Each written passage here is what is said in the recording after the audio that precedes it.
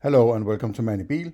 Thank you for dropping in and checking out another one of my videos on philosophy. And I think I have got in recent days I've got a fairly good hook into all the apostles of Bernardo Kastrup. And the more I was sort of a very sort of open for Bernardo Kastrup's thinking a year or two ago, right? But as I dive more into it and try to get a grip on what he's saying, the harder for me it is to take it seriously.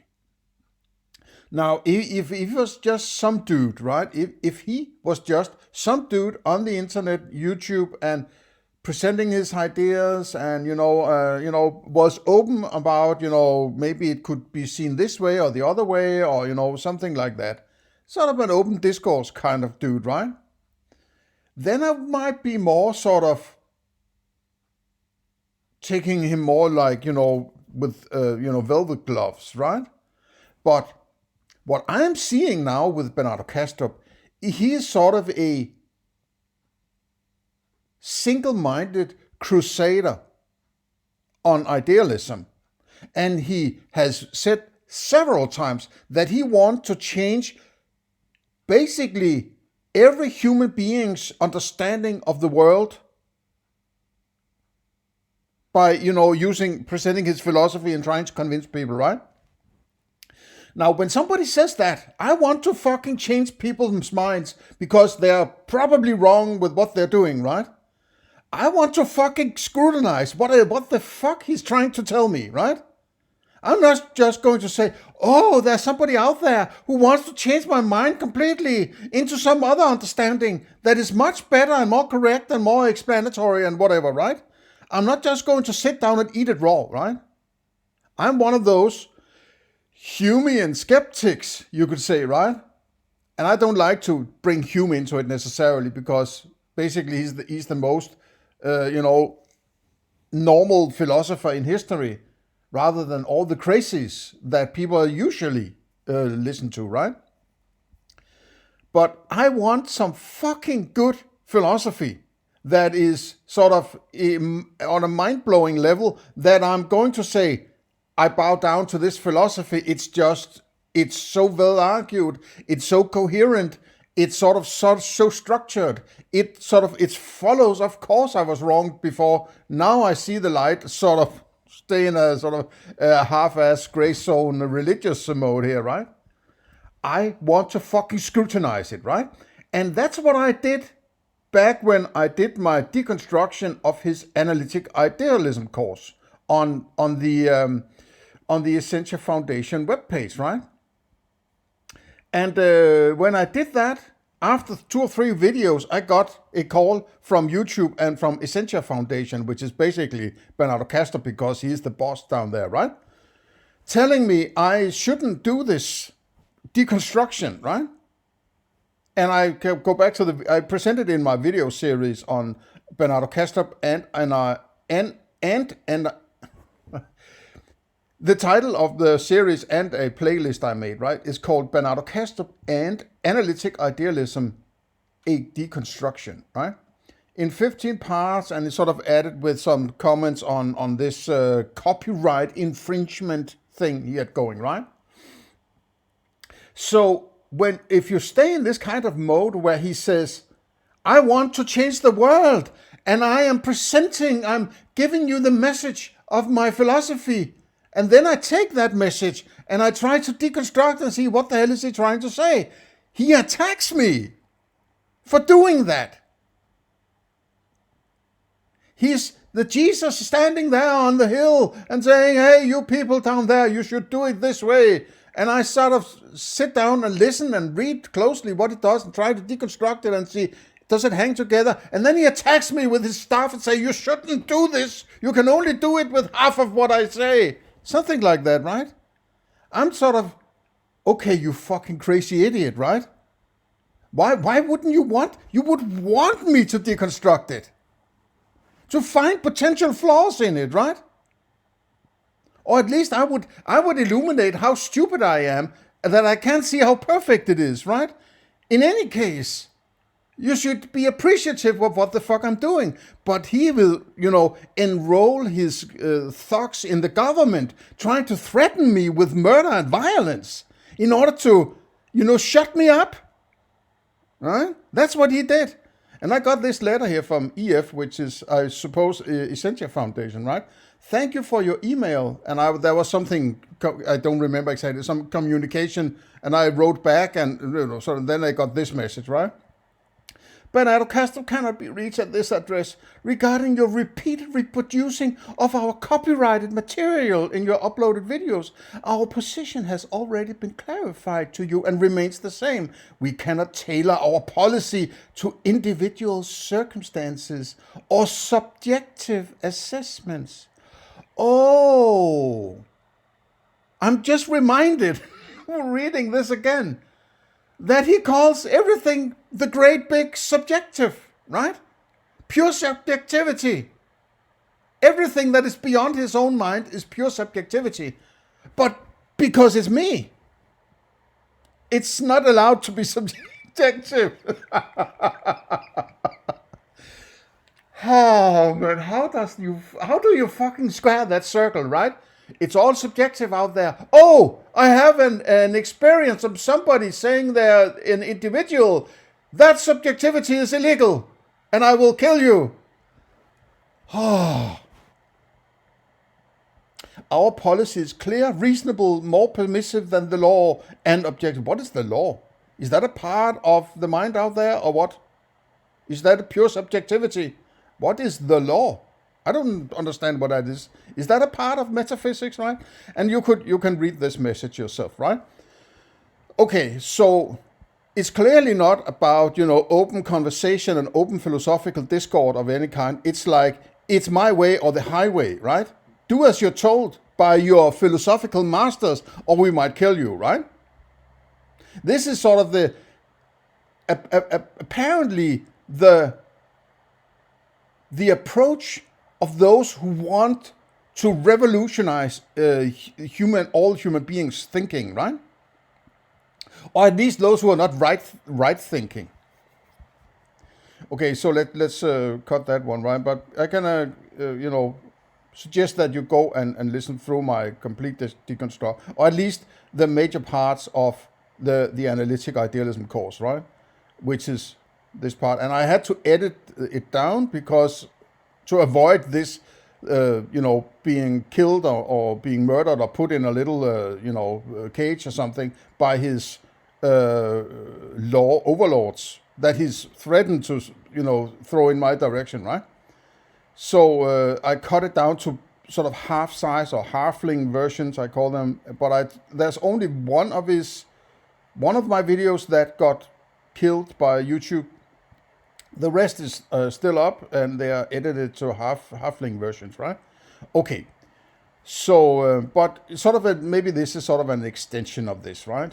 So, another thing I every other day I sort of search on YouTube for Bernardo Kastrup, and the recent videos with him in it, or referring to him, or see what the hell is going on, right? Because if these guys are trying to inflict some philosophy on me or the people around me, I would like to fucking understand what the hell they're doing, right? So I'm keeping a very close eye on what they're doing in the Essentia Foundation, and in particular Bernardo Kastrup, right?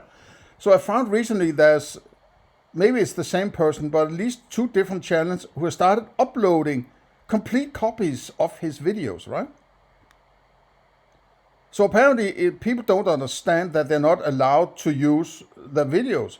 Or at least they should, send their government murder squad after these people who are uploading. These videos are just copies that are uploaded on a different channel. So that could be in any reasonable way, that would be what you would not be interested in. If people don't comment on it, or they don't deconstruct it, or refer to it, or discuss it. They just copy it and put it on the channel. But apparently, if these are not removed, right? It's because if people don't criticize it, it's okay to use everything. But if people criticize it, they're going to send the government after you, right? So it's about just shut the fuck up and do as you're told, or we will kill you kind of mentality, right?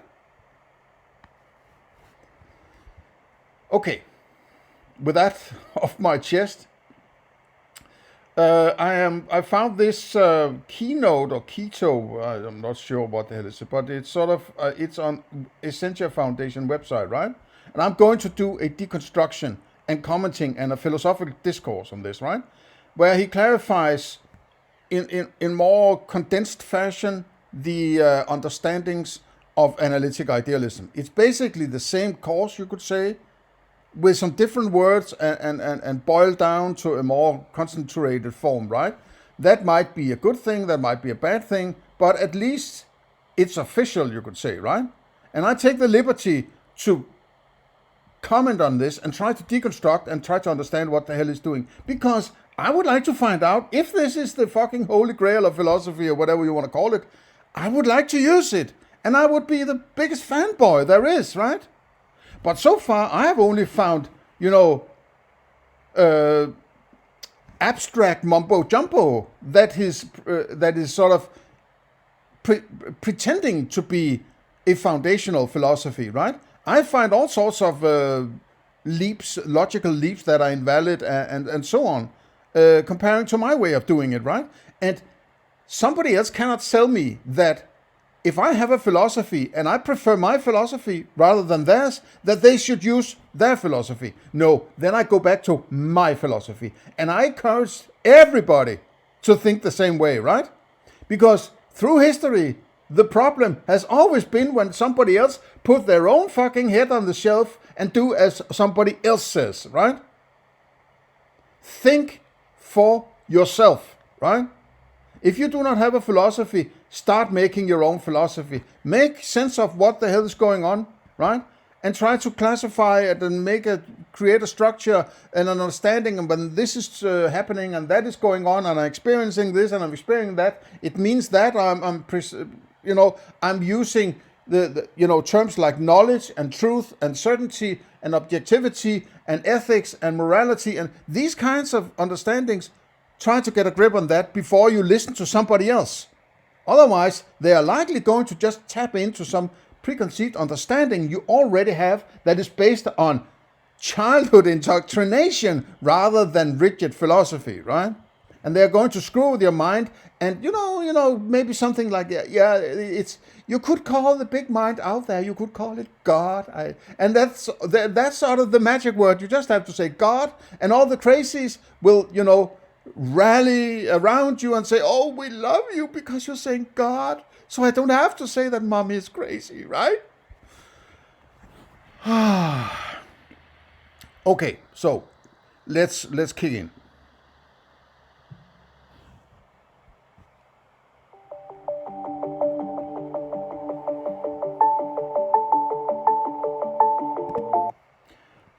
So start off, what you think about the world is wrong, right? Okay, so you're stupid, right? It's like you can handle the truth, right? It just rubs me the wrong way in so many ways, right? It's starting off by saying you are wrong, rather than saying I have a philosophy, right? Let me present it to you and scrutinize it, please, because I want to figure out whether or not there's some problems in it. No.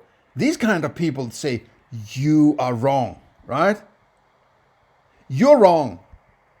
So they also slap you on the face and say, listen to what I have to say, right? You're wrong, right? You are born, you're born sinner like a Christian, right? You're wrong. You have to be slapped into submission, right? Most of what you think you know about the essence of the self, the essence of reality, is probably wrong.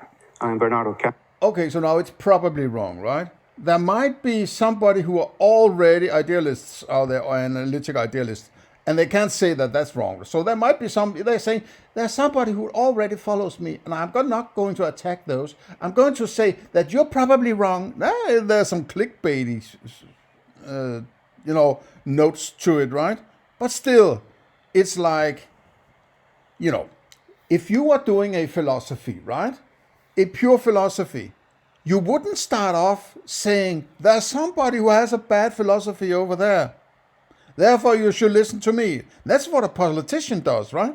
Oh, look at Donald Trump. He's such a weirdo. He's orange, right? So you should listen to me.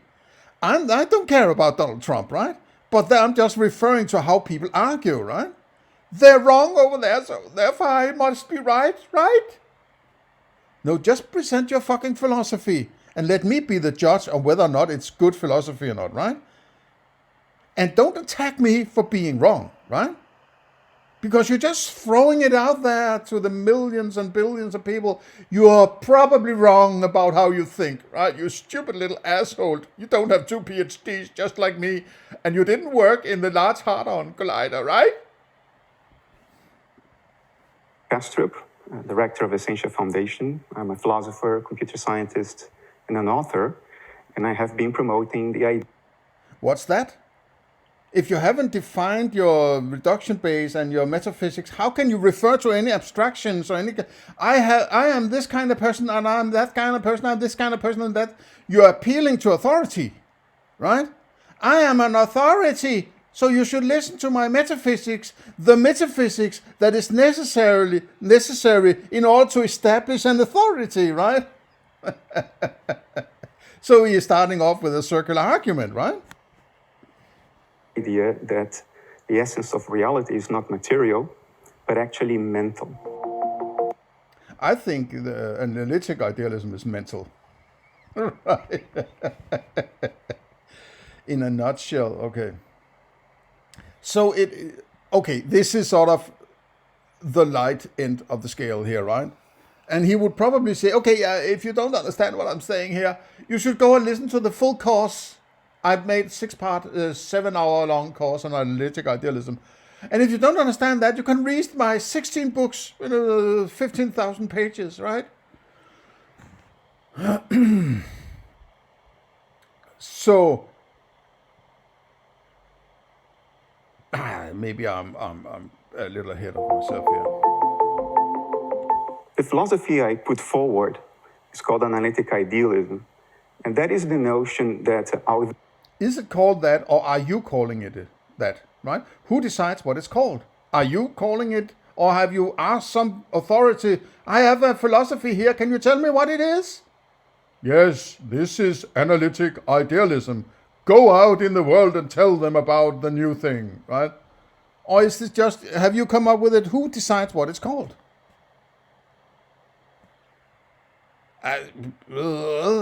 Right? Why does it have to have a name? Why do we have to label it? You're also risking that you are tapping into some preconceived ideas of what it should entail, right?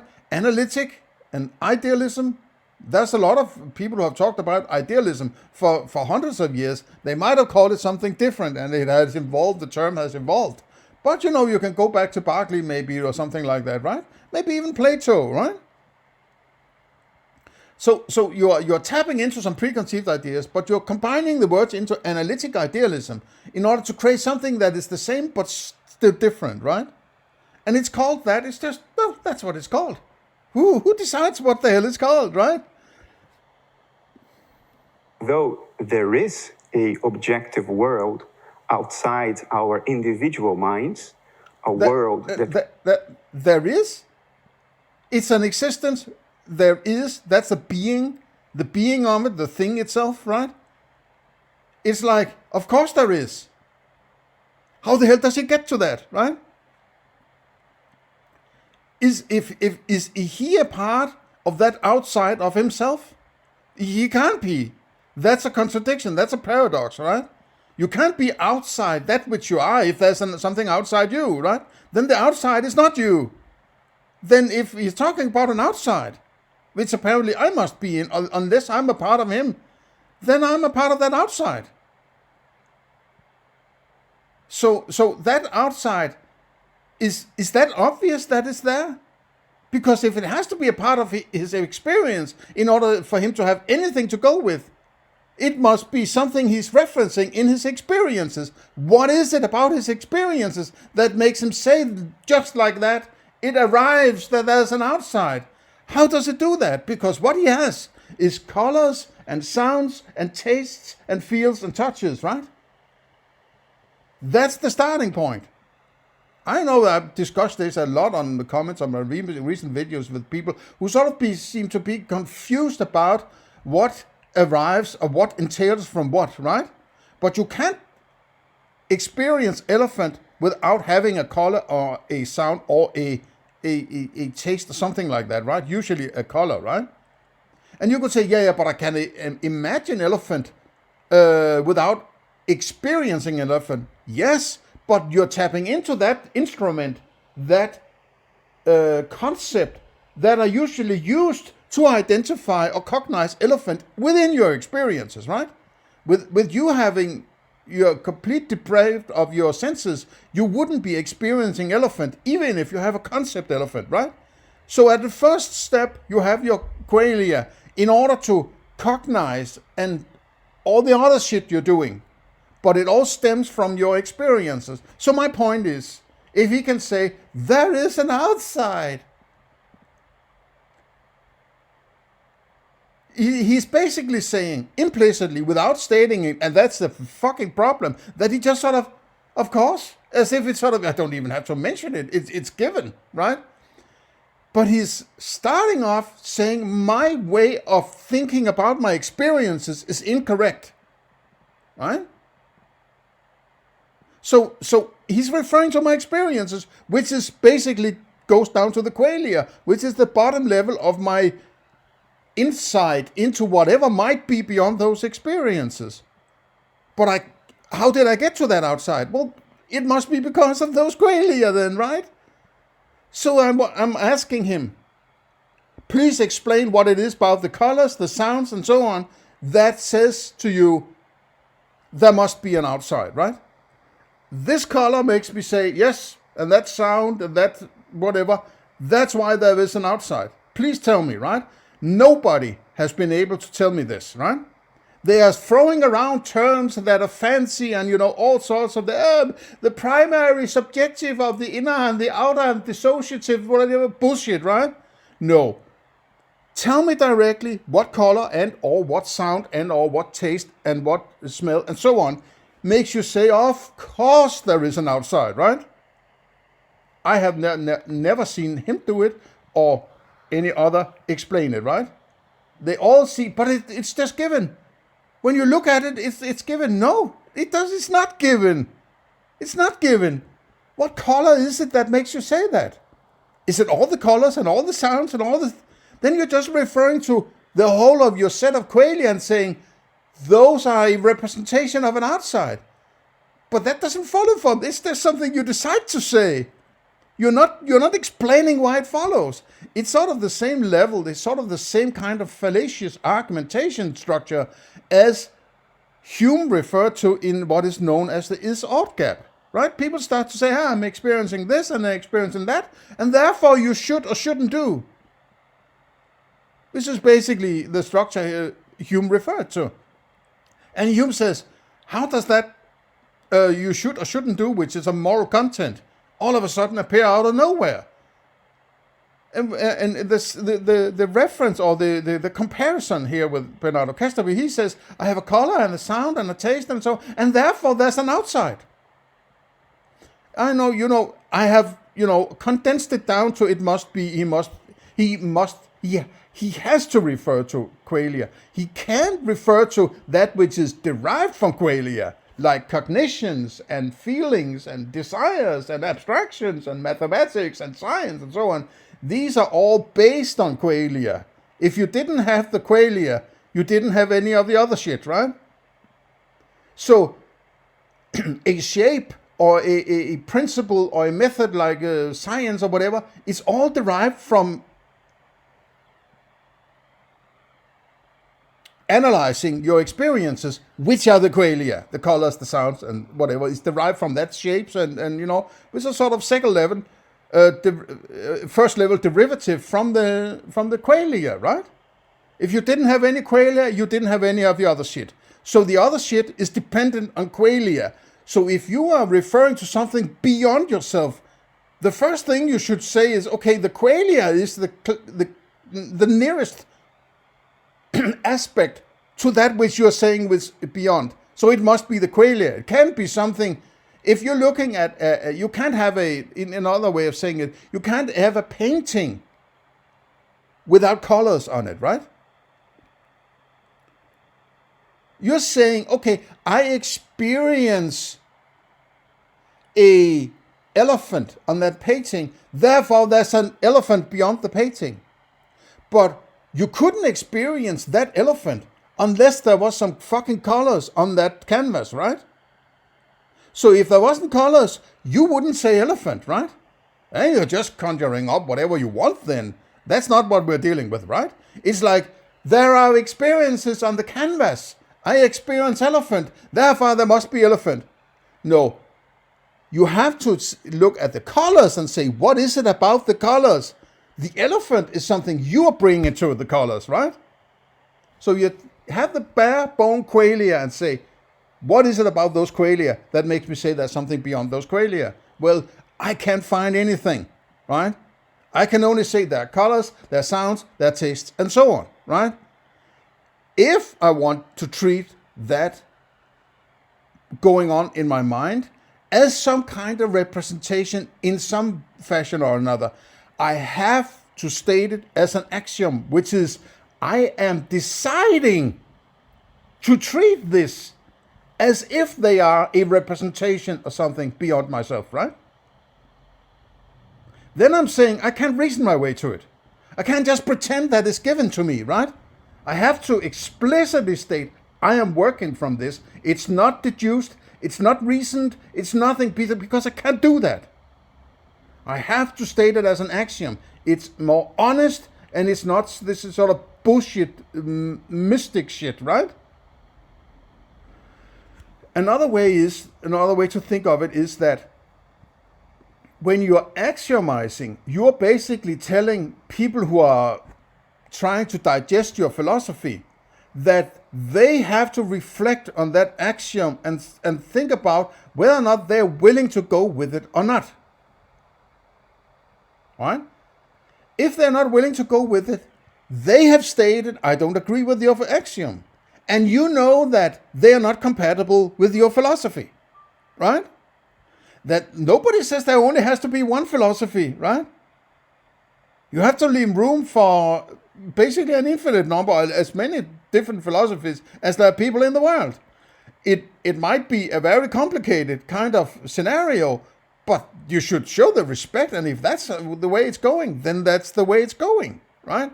And if you, let's say you have a philosophy, or at least maybe, a metaphysics with 10 axioms, let's say, right? If you can agree on the first 5 axioms, and then you part ways, then you might be able to do something together before you have to say, no, we can't do that together because that our axioms don't fit, right?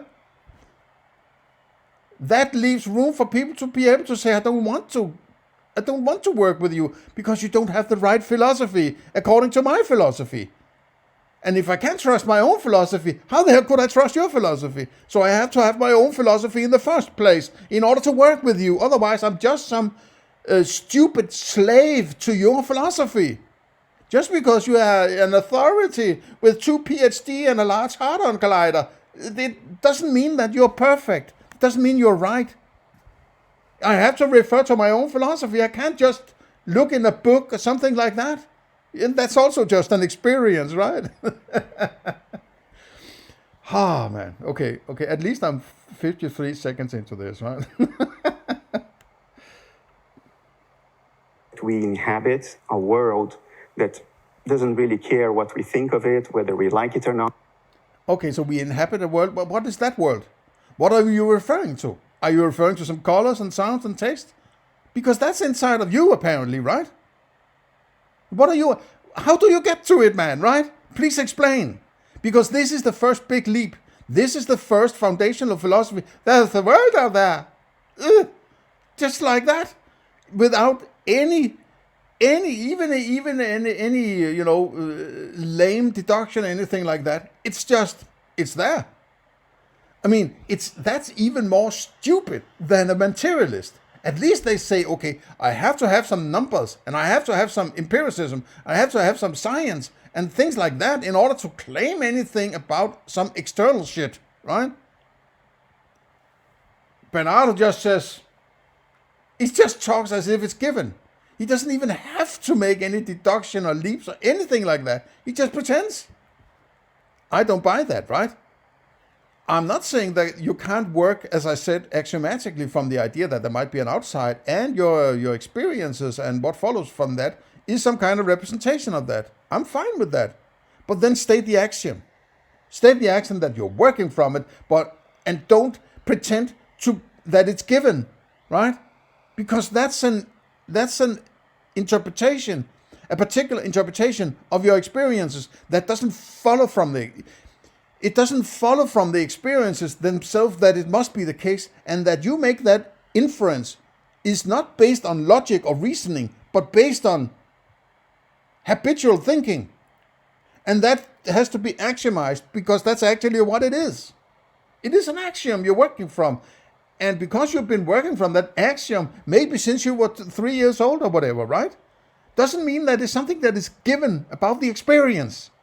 That's what I want to classify, right? Whenever you're making a leap that doesn't follow from anything, or you're pretending it follows from something without actually arguing how it follows, then you have to state it as an axiom. And I strongly believe that the first leap, the first step in philosophy, the step away from the reduction base, a well-defined reduction base, has to be an axiom, because you've reduced your way down to the reduction base. Then you can't just say, of course, the next step is this, because it wasn't, because you reduced down to that reduction base, right? So if you're reducing in sort of a metaphorical sense, right? And then say, okay, I can't reduce any further. This is a reduction base, and I'm going to rebuild whatever I have, the rest of my stuff, right? Then the first step you take must be axiomatic, because you just reduced it away from, right? You reduced everything away until you reach that reduction. What is left? I can't reduce any further. So if you reduced it, was because it wasn't needed in order to describe the foundational level. Then if it's not needed, you can't just jump back into something without an axiom. It didn't follow because you reduced it away, right? Or is he not even working from a reduction base? Is he just making up shit as he goes along in order to whatever purpose he has, which is sort of an underlying agenda that I might not be fully aware of, right? I think it has something to do with existential angst and bad parenting and religion and daddy issues and all shit like that, right? That trying to make sense of his the pain he's going through in his life, right? I don't know. I never underestimate the power of parents and a need to make sense of one's own life, and then usually inflict that on other people, claiming that I have the big philosophy that everybody else should adhere to, rather than being humble and say, well, this is what I'm going to do, right? This is my philosophy. You don't have to follow me, right? No. He's on this crusade against materialism, right? It's sort of a slightly megalomaniacal, right? I have seen the light. I have to reform the world. Not whether we wish it to be different or not. There is an objective world, but... What do you mean by world? What do you mean by objective, right? You haven't defined these terms. There's no definitions anywhere here, right? And then I have to tap into my preconceived understandings of these terms. And I might get a wrong picture of what you're trying to say, because I might have different understandings of the terms you use, right? But if you say color, how could we possibly disagree about that, right? It's not necessarily a specific color, but color as a description of a category of experiences that can vary from this to that end of a spectrum, let's say, right? Then we can't disagree upon that. Does it have a color? Yes or no, right? Is it objective? What do you mean with objective, right? But if I say color, you can't misunderstand what I'm saying, right? Does it have a color? Yes or no, right? Is it objective? It depends on what you mean by objective, right? So we rather do this fluffy shit than referring to something that we can completely agree on, which is the qualia, right? It too is mental. Just like the thoughts of another person, which are objective from your point of view, you cannot... What's another person? You can refer to something that is an abstraction from qualia, which must be person. You don't have a sixth sense where persons arrive, right? I suppose. I can't say that, but I wouldn't accept that statement or axiom, right? So I'm saying, okay, so what's a person? It must be an abstraction from your experiences, right? So you're saying an abstraction from your experiences are beyond your experiences. Another person, which is not you, then must be outside you, right? So you're using an abstraction from your personal qualia and putting it outside your experiences. But then you're taking something on this side, which is derived from your experiences within you, and then throwing it beyond those experiences and say it arrives through your experiences. So now you're putting the cart before the horse, or the horse behind the cart, or whatever, right? It doesn't work. It's built into your language that you are mistreating the logical structure, the structure you have built yourself, right? By saying there's an inside and outside and an experiencing between them, right? Control the thoughts of another person. The thoughts of another person would still exist even if you were... But are you trying to control my thoughts if you're saying this is what you are wrong in your thinking? I have the right think. Right? I have the big think, the right think. And you're trying to control me. And you influence me. That is so influence is a kind of control, isn't it? So you're contradicting your own statement about what you're trying to do here, right? Or not around. Those thoughts are essentially mental as well. In the exact same way, I put forward the notion that... What does it mean that is mental? Are you referring to a reduction base that everything is mental? So everything is made of mental. Or is everything one thing that is mental? What is this reduction base you are trying to establish, right? So is it one mind that is one thing? Or is it mind that is made of a little similar minds or identical mind objects creating a bigger mind or something like that, right? Because if it's smaller minds making a conglomerate into one mind, then there are little mind units that you are using as a reduction base. Otherwise, there's only one thing that is mind. But then you can refer to aspects of mind, because then you would be violating the reduction base, which is the whole, that is one mind, right? You can't just have one mind. You can't say there's one mind, but this one mind is made up of infinite number of little small identical minds. Then you're creating a multiverse, right? Well, how does this work, right? And he's just sitting there, it's like, it's given. You are wrong. I'm right. The world out there, what we call the physical or material universe, from its own perspective, is subjective. It is mental. It is mind stuff that we... Well, you just said some of it was objective. My mind out there is objective. You can experience my mind, but you can say, okay, I established it axiomatically, apparently, that my mind is out there, and that's objective. And then the rest of mind out there, which is not individual minds, that's subjective or what? How do you get to whether or not it's objective or subjective? What's the difference? If it's all mind, what's the difference? So you're creating a reduction base of mind being either objective or subjective. So you're reducing mind, then you're destroying your reduction base, aren't you? Or what the hell is going on here, right? We see around us represented on the screen of our perception as what we call matter.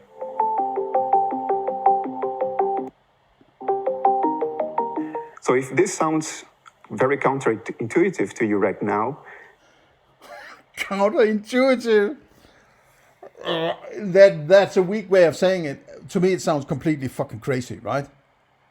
This is somebody, bundled up in their crazy abstract fabulations, right?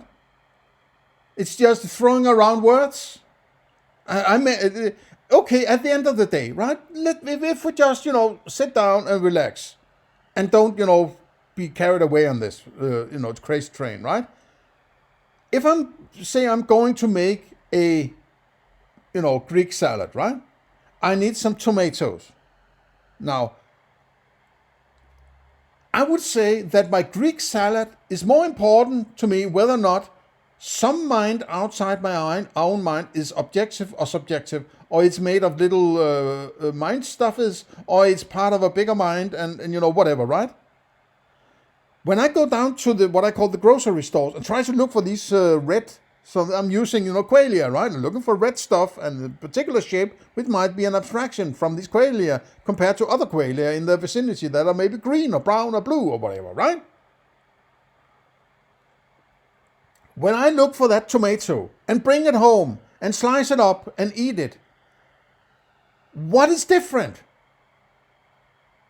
If I have a materialist idea of it rather than an idealist idea of it, right? Is it not still the same tomato? I may think of it differently, but that doesn't change the tomato, does it? I can think myself I can only have another idea about the tomato, but it's still the fucking red, roundish shaped thing that tastes this or that way, right?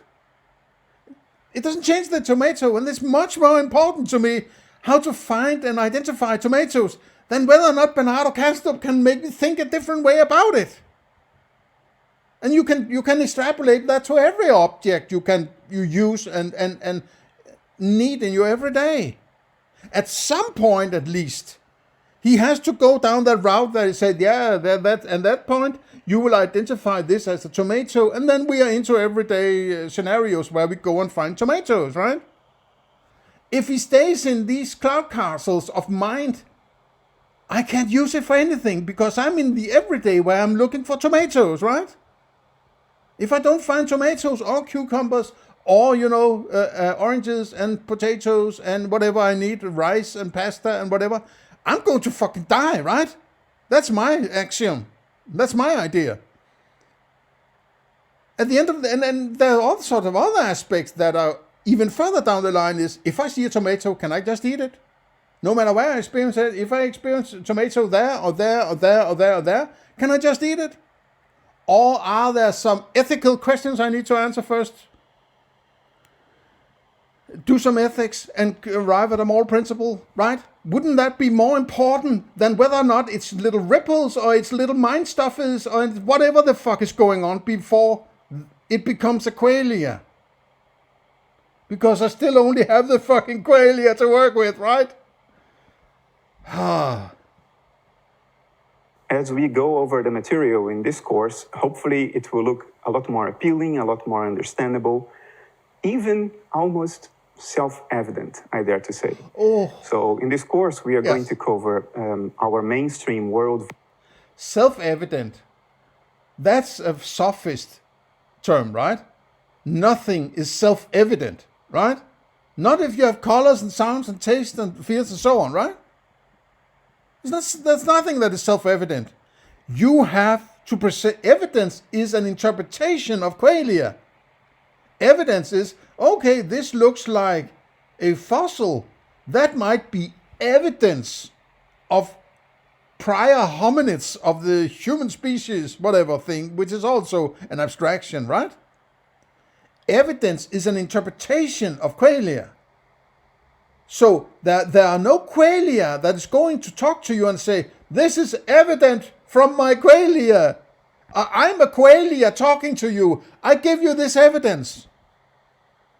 No qualia arrives with a manual that says you're supposed to understand it this way. Nothing is fucking self-evident, right? I don't buy this shit.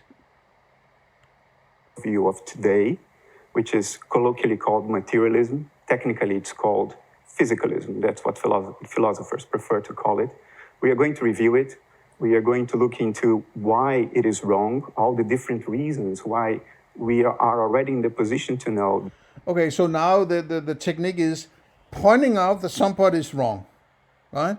It's sort of it's a sign of philosophical weakness that you have to point to somebody you label as not doing it well enough, and therefore you should go and listen to me, right? Just state your fucking philosophy, and I'll be the judge whether or not it's good or bad. And somebody else, an alternative philosophy is even worse or better or whatever, right? Just make the philosophy. Don't give me the conclusions of your philosophy. Give me the thinking between the conclusions, right? How do you get to there as an outside? Just state it. What colors does it have? What sounds does it have? Oh, you can't have a sound because that's on the other side. That's on your inner side of the experience, on the dashboard thing of yours, right? So when you look at the dashboard, there's nothing about the dashboard in that aeroplane that says there must be an outside. If you have only ever had these whatever colors, sounds, and so on, you have never had anything other than somebody claiming there is an outside. Or you yourself claiming there is an outside. Based on what? And contrary to the analogy of the aeroplane and the cockpit pilots there, you have never seen any outside, right? That's the problem with that analogy, because it creates an idea that you already have an understanding that there is an outside. But if you ever lived inside this cockpit, that's what you think is the outside then, right? You're treating it as the outside. He says that's incorrect because it can't be, and I agree with that. But that doesn't mean that there is an outside just because you want there to be an outside. Because you have to argue for it philosophically, and you have to use the reduction base to get there, right? Because that's what you're starting with. And if you can't point to a decent reduction base, I'm not going to trust your philosophy in any case, right? That it is wrong, it is untenable. Then we are going to look at the alternative, which is analytic idealism. Oh, the alternative, right? There's only one alternative. Either you are an atheist or you're a Christian, right? If you're not a Christian, you're an atheist. Christians are the good guys, the atheists are the bad guys, right? It's this black and white thinking. If you're not a part of this, the only solution is my solution, right? Give me a fucking break, man, right? It's like, he's not saying it that explicitly, but it's built into the language, right? The alternative, right? Oh, man.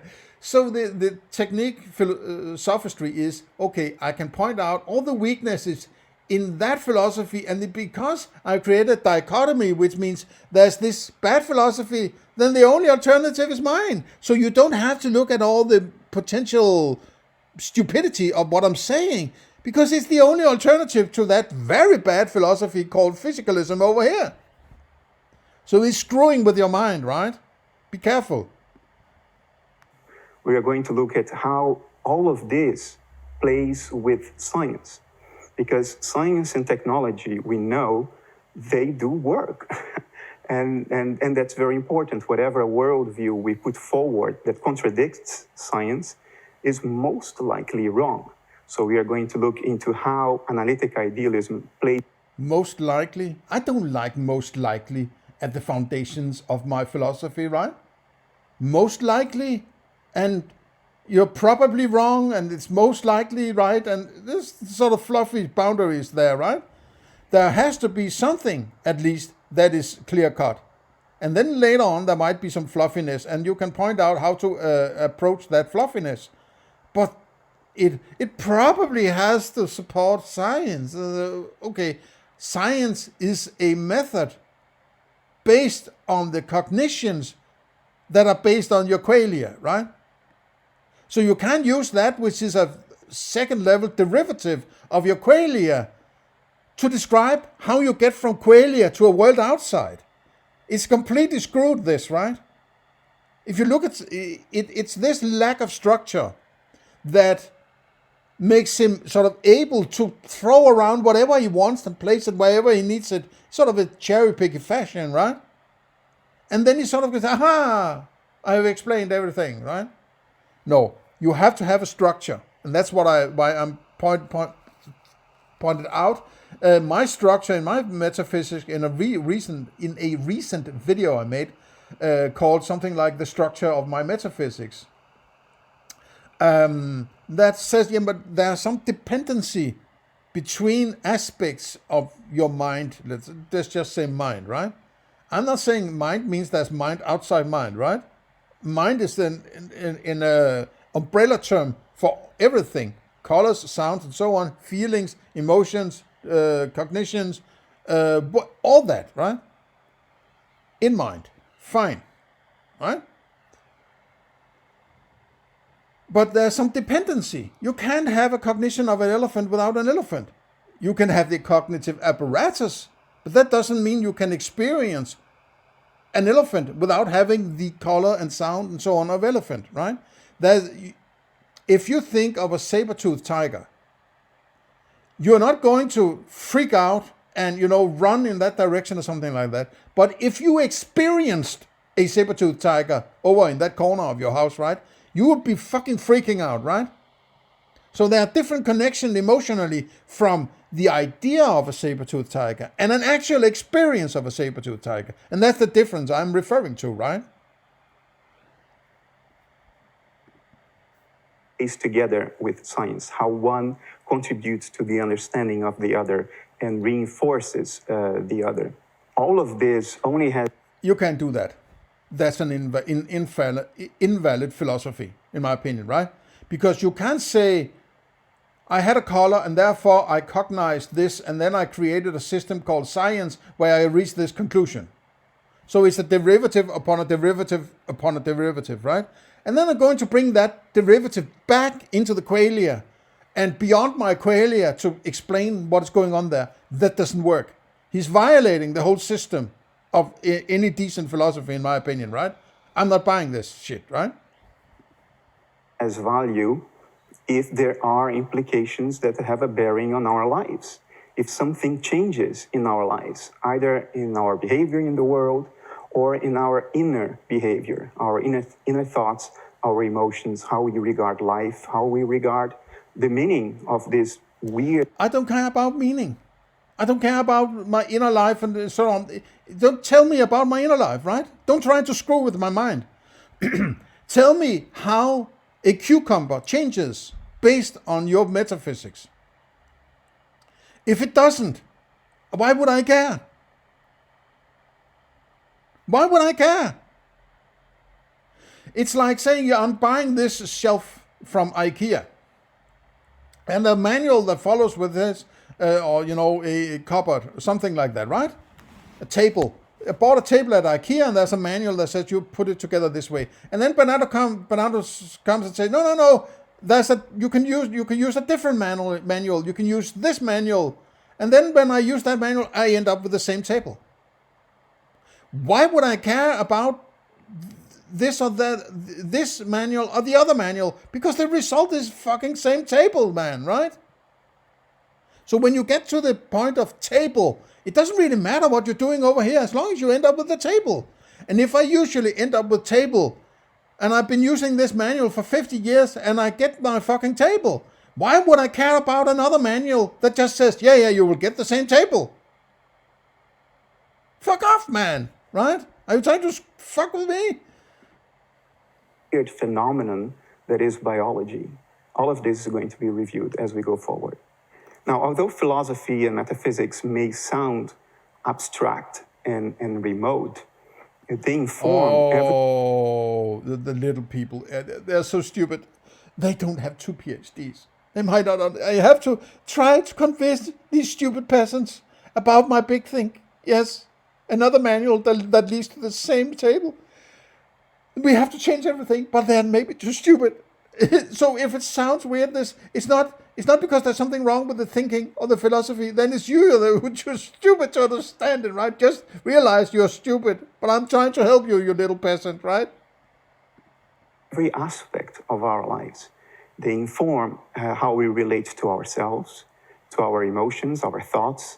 Are they side effects of organic activity and therefore bound to disappear when we die, and therefore all of our sufferings for nothing? Or do they carry actual reality in itself? Because if so, then our psychological inner lives have a lot more meaning and weight than they would otherwise. And so now he's going to give you meaning, right? He's going to say some magical word that all of a sudden your life makes so much sense and gives you so much meaning. Yes? No. The tomatoes are the same. The tables are the same. But you just have some meaning because I'm a magical creature from outside your experiences that can talk to you and tell you I'm outside your experiences. No. And that has a bearing on our lives. So philosophy is actually the least abstract of the areas of knowledge we have. It is the area of knowledge. Areas of knowledge. Philosophy is not an area of knowledge. You freaking moron, man. Knowledge is a result of a particular kind of philosophy called epistemology. You don't know the difference, man. Philosophy is not a particular special kind of knowledge, and there's all other avenues to knowledge. You are. This is sort of a telltale sign that this guy has no fucking clue what he's doing, right?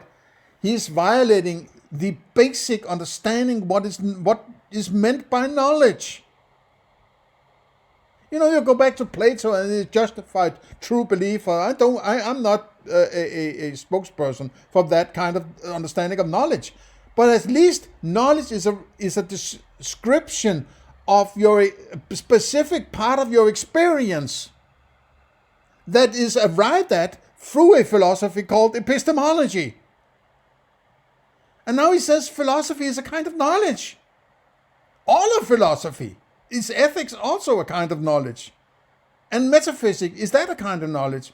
Don't you need to do metaphysics in order to get to start on epistemology? You're just screwing around with it. This is a telltale sign that, to me at least, he's full of shit, man. He doesn't know what he's doing. He thinks he's fucking smart, and then he's just telling you straight up that he has no clue what he's doing. Implicitly here, right? Bears directly on every single aspect of life. How it relates to others, how it relates to the world at large, and how we perceive meaning in everything. The world at large? What is that? What is the world? Right? Is that the subjectivity or the objectivity of my mind compared to his mind, or what? What is the world there? What is he's just throwing around these terms that are sort of, apparently a huge deal, right? And it will change how you see things, and you will be much more happy and have a meaning in life and so on. Whoa, holy shit, man, right? But he don't understand the idea of knowledge, right? We do. It has a bearing on healthcare. What is the nature of the body and the mind? How do we go about curing illnesses? Philosophy informs that. How do we go about curing illnesses? You're sitting there in your fucking chair and you're telling me how to cure illnesses. I mean, what is this shit, man, right? Okay, we are closing in on the 1 hour mark. I'll have to, sort of an introductory chapter this, right? I have to leave it here at 4:33. I'm getting a little hoarse. It's fucking triggering this, right? This guy is fucking mentally ill, right? There's something that doesn't function well there. There's something wrong, right? I mean, this guy is not living in reality. He's living in his abstract crowd castle, and he's not coming down to reality any day soon, right? That's what I feel. Okay, let's see each other in part 2 when I get to it. So otherwise, have a nice day. See you in there. See you in the next one.